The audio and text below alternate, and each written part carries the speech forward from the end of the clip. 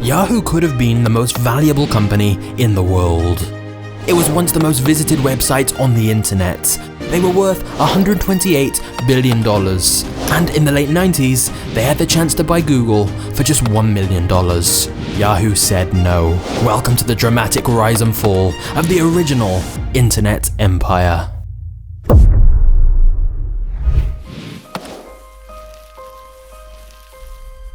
Imagine a world without Google. You want to find something on the internet, but how? Well, back in the 90s, before search engines, the internet was an unorganized mess, which is why two friends at college, Jerry and David, made a list of all the websites they liked, a directory of sorts, divided into different categories. They then forwarded this list to some other friends, who shared it with their friends, and they shared it with their friends, and before long, this directory was getting thousands of views. However, this was never meant to be a business. Jerry and David had just made this directory for convenience to keep track of their favorite sites all in one place, and they'd simply called it Jerry and David's Guide to the World Wide Web. But then in 1994, Netscape launched a web browser called Navigator, which loads of people started to use. And the creators of this browser put a link at the top to Jerry and David's directory. This meant that within a few months, their directory was getting millions of views, which sounds great. But actually, it meant that Jerry and David needed to invest in servers so they could handle all the traffic. They also needed to hire people to sort through all the new websites people were submitting to their directory. Thus, Jerry and David realized they had no choice.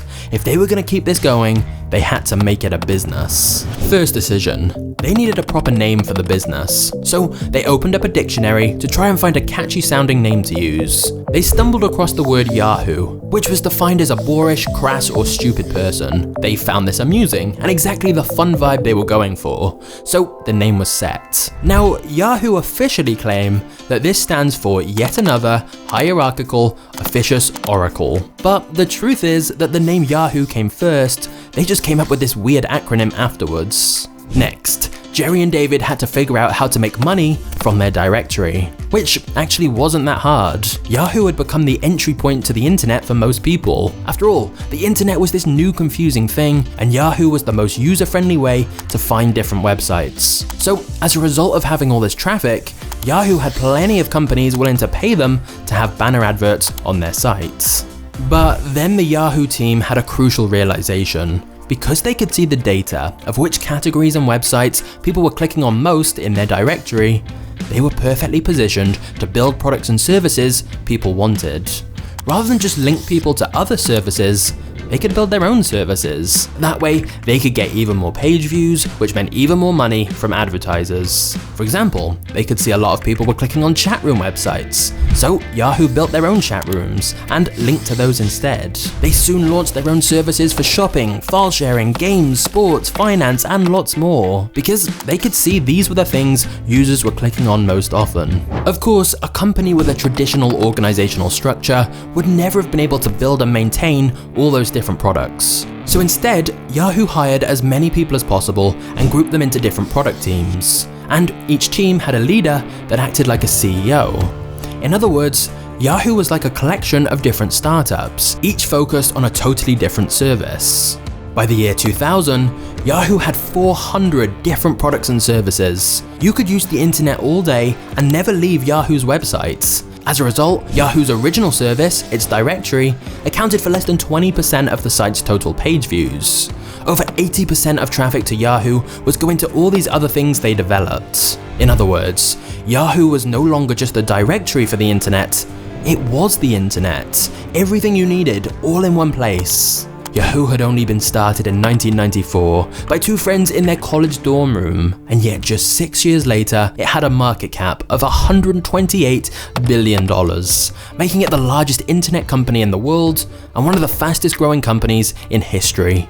But during Yahoo's rapid rise, two students with their own startup had come to Yahoo and offered to sell them their business for $1 million, which was virtually nothing for a giant company like Yahoo, but they declined the offer.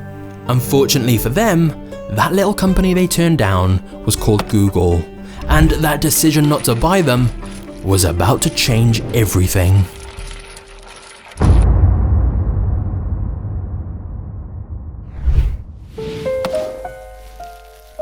When the dot-com bubble burst and the stock prices of internet companies came crashing down, Yahoo was hit hard.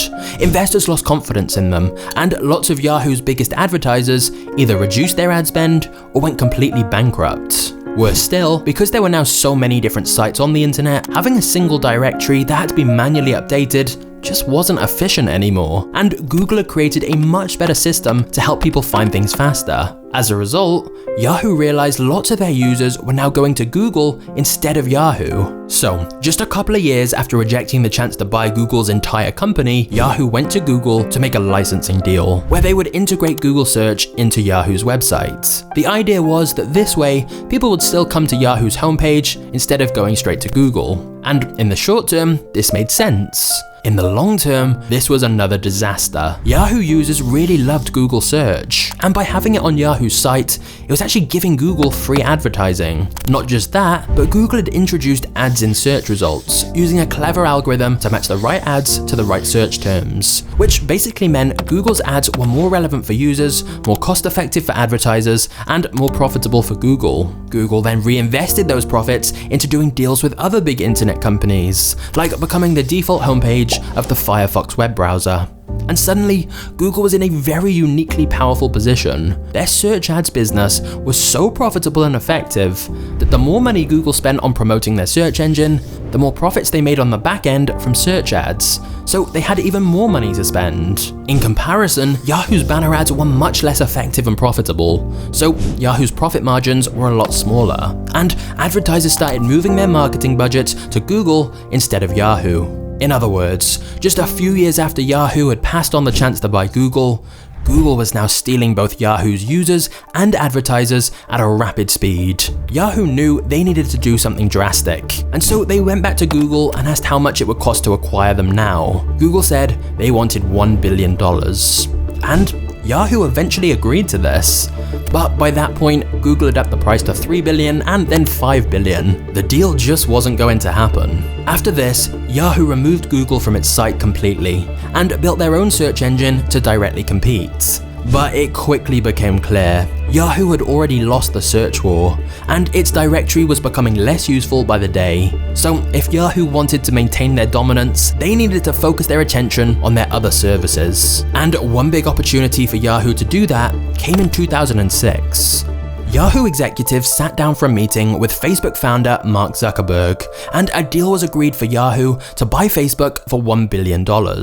Now, Zuckerberg didn't actually want to do the deal, but his board of directors and investors told him that if Yahoo offered $1 billion, he had to take it.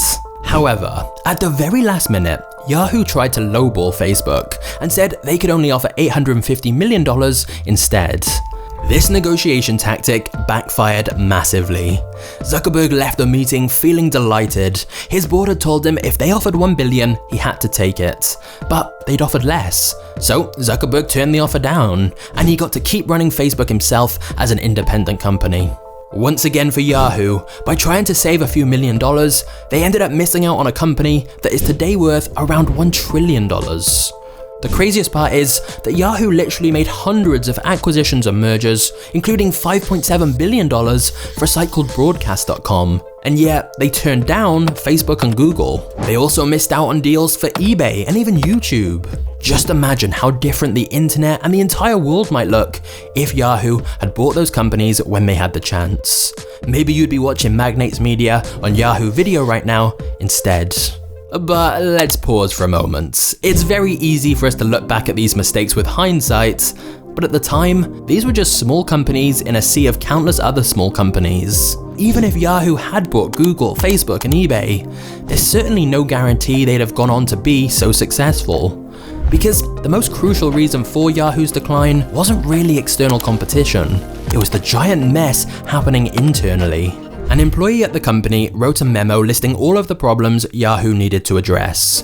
This later became known as the Peanut Butter Manifesto, because it used the metaphor of spreading peanut butter to describe how Yahoo was spreading their resources way too thin.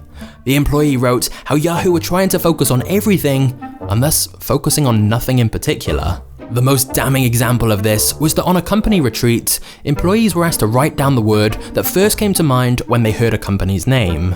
For Google, everyone wrote search. For PayPal, they wrote payments. For eBay, they wrote auctions. For Yahoo, everyone wrote something different. Nobody inside the company knew what Yahoo was or what it was trying to be. The memo also pointed out that Yahoo had too many people with overlapping responsibilities. For example, Yahoo had acquired a photo sharing site called Flickr, yet they still had a totally separate team working on a service called Yahoo Photos, which did the same thing. Basically, treating the company like a group of startups had fueled its growth, but now it was sending the company into chaos. Yahoo was segregated into all these little independent, disconnected teams, rather than being a united company with a cohesive vision. The different products and services even used different code systems, had different designs and colors, and most of them weren't integrated well with each other at all.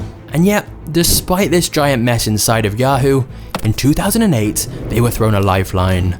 Microsoft offered to buy them for over $44 billion. Microsoft felt they needed to join forces, or else Google was going to become too powerful. But Yahoo turned Microsoft's offer down, saying that it undervalued their potential. Just a few months later, they would come to regret that decision too, as their share price plummeted further and the company's value dropped to $14 billion, less than a third of what Microsoft had offered.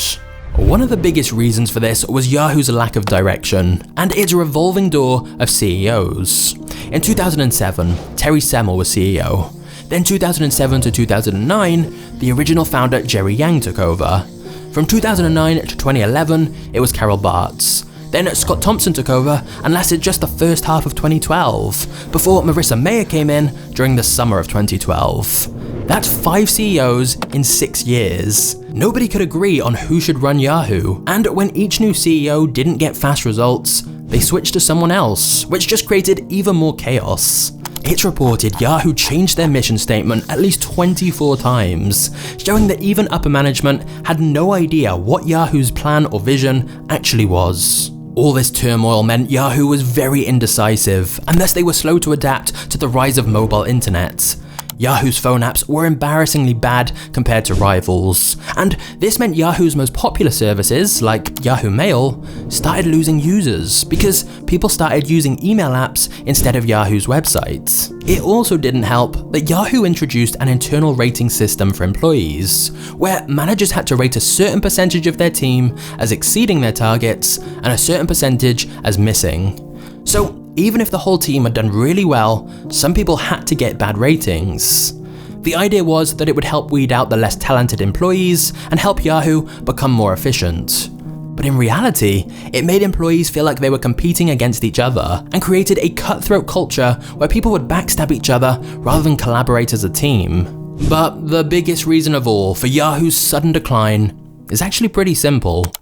Before we get to that, I want to tell you about today's video sponsor, Masterworks. If Yahoo represents the old internet, Masterworks definitely represents the new. By using cutting-edge technology, Masterworks is disrupting the antiquated art industry. It's the first and only online platform that allows regular investors like you and I to buy and sell shares in multi-million-dollar artwork from Andy Warhol, Picasso, Banksy, and countless other incredible artists. No matter what your budget, you can start investing with Masterworks in just a few clicks. You create an account, browse their artwork, and then diversify your portfolio with one of the oldest and most stable assets around. Art has outpaced the S&P by 174% from 1995 to 2020. That's almost triple the appreciation of real estate, gold, and 90% of cryptocurrencies during the same time. So if you'd like to invest in some masterpieces yourself, just check out the link in the description and you can get started with Masterworks today. Then, let's get back to our story. When Yahoo first launched, its directory solved a genuine problem.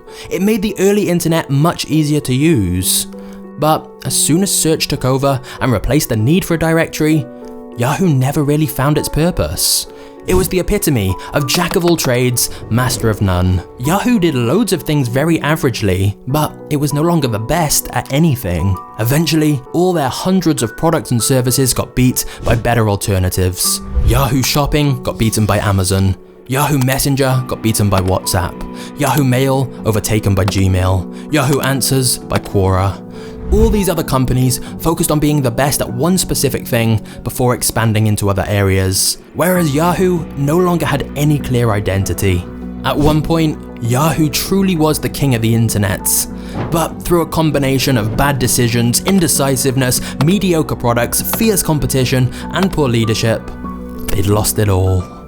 In 2017, Verizon bought Yahoo for $4.48 billion, which is less than 1/10 of the price Microsoft had offered them. But Verizon couldn't revive Yahoo either, and it was sold again in 2021. Of course, Yahoo still makes money. In fact, several of their products, like Yahoo Mail, still get lots of traffic. But that's mainly from people who set up their email address with them years ago and just haven't updated to an alternative yet. Without some kind of radical innovation, Yahoo looks likely to gradually fade away into obscurity. Which raises the question, what will be the next big internet empire? And to me, the answer could be ByteDance, the Chinese company that owns TikTok. Most people barely know anything about ByteDance yet, but I believe they could become the biggest threat Google has faced. Just click here to find out why. I'll see you there. Cheers.